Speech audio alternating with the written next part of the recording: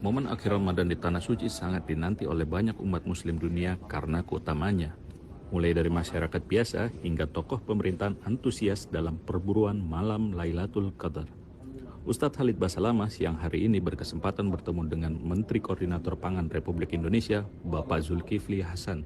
Masya Allah, tabarakallah. Semoga Allah menjaga keduanya dan memudahkan urusan mereka. Allahumma amin. Momen akhir Ramadan di Tanah Suci. Bismillahirrahmanirrahim. Assalamualaikum warahmatullahi wabarakatuh. Alhamdulillah wassalatu wassalamu ala Rasulillah wa ala alihi wa ashabihi wa man tabi'ahum bi ihsanin ila yaumil wa ba'd.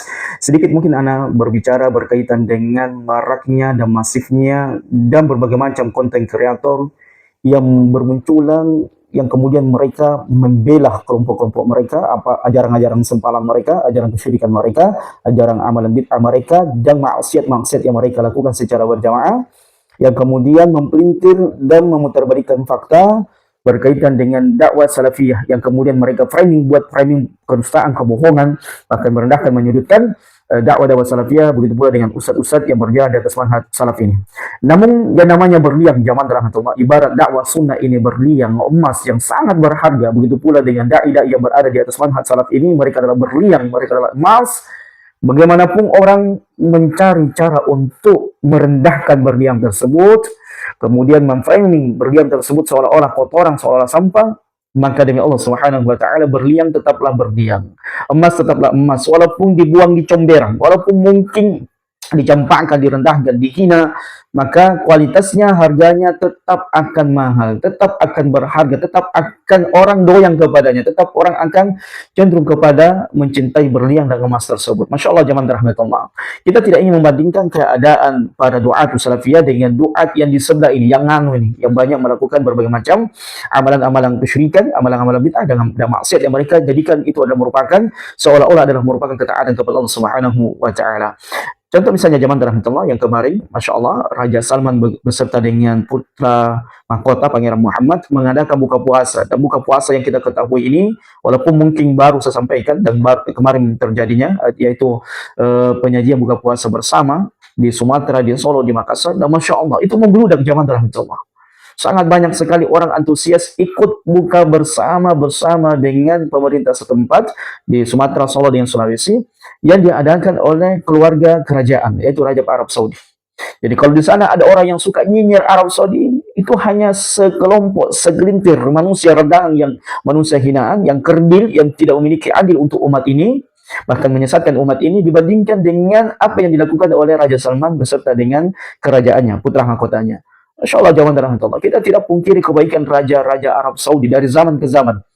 Belum lagi kurmanya bertong-tong sering dikirim ke Indonesia, ke negara yang lainnya, santunan mereka, bantuan mereka untuk para dai-dai dan sebagainya. Masya Allah, zaman rahmatullah. Ini sangat luar biasa ini yang mereka lakukan. Baik, kalau mungkin di sana pernah kita mendengarkan ada segelintir manusia rendahan mengatakan bahwasanya Arab Saudi itu membiayai ya putra-putra bangsa yang ada di Indonesia ini untuk menyebarkan pemahaman Salafi Wahabi.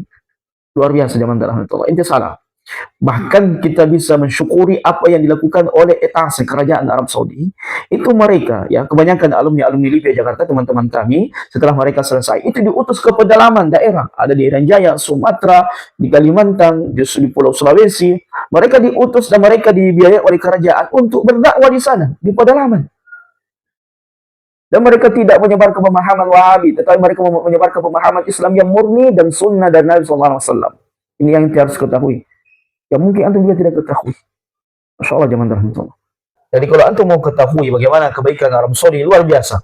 Belum lagi ketika ya bantuan yang terbesar yang pernah dilakukan oleh kerajaan Arab Saudi ketika terjadi tsunami, ya, beberapa tahun yang lalu, itu luar biasa mereka membantu dengan bantuan yang mungkin tidak pernah dilakukan oleh negara-negara yang lainnya. Karena kebanyakan negara-negara lain itu kalau memberi bantuan, mereka itu sebenarnya akhirnya adalah utang, tetapi tidak dengan kerajaan Arab Saudi. Belum lagi mahasiswa-mahasiswa kita, putra-putri terbaik Indonesia yang kuliah di Saudi Arabia, mereka digratiskan, diantaranya Agil Siraj loh, banyak kiai-kiainya antum, dari NU ini, dari Muhammadiyah, dari Persis, itu mereka kuliah di Saudi Arabia, mereka mendapatkan fasilitas gratis dibiayai oleh negara Arab Saudi.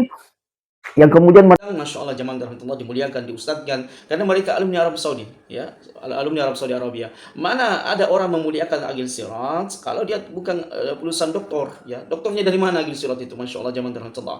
Ini yang banyak orang tidak ketahui. Kemudian yang kedua, mantan Menteri Agama kita ini, yang mungkin antum paham, yang selama ini suka berkuar-kuar, yang selama ini suka memfitnah, memframing dakwah salafiyah, sekarang entah kemana dia. Sekarang dia diburu oleh KPK, kemudian Kejaksaan Agung, karena ada indikasi dia melakukan korupsi besar berkaitan dengan dana haji. Masya Allah, jamaah rahmatullah. Jadi inilah yang Allah Subhanahu wa taala firmankan, ya ayyuhalladzina amanu la yaskhar qaumun min qaumin asa ay yakunu khairan minhum. Wahai orang-orang beriman, janganlah orang mukmin itu dengan mukmin yang lainnya, satu sama yang lainnya itu menghina. Karena boleh jadi yang menghina, yang dihina ini lebih baik keadaannya daripada yang dihina. Dan betul saja, Masya Allah. Saya lupa namanya, Gus Yaakob ya, mantan Menteri Agama itu yang kemarin yang suka berkuar-kuar, bangser ya, yang suka berkuar-kuar, berteriak, menyudutkan, merendahkan dakwah salafiyah. Kemana sekarang timbanya? Dikejar KPK. Ya, kita tidak mengatakan memberikan kayak sumpah serapah kepada dia, tidak. Tetapi ini merupakan pelajaran buat kita semuanya. Ya, terkadang orang yang suka merendahkan, menghina sosok seseorang, ya, seperti Ustaz Khalid Basalamah banyak dilecehkan, disudutkan, ya, dihina, tetapi yang namanya berdiam tetaplah berdiam. Masya Allah, jamaah rahmatullah, sangat mulia keadaannya, berbeda dengan yang menghina ini. Subhanallah, secara ekonomi, secara, ya, antum tahu sendirilah bagaimana keadaan mereka. Ya, mungkin mereka ini pengangguran yang tidak punya kegiatan berkaitan dengan kegiatan ekonomi, berkaitan dengan kegiatan agama, yang kemudian mereka mencari uang di media sosial dengan menjadi konten kreator yang setiap harinya buat video.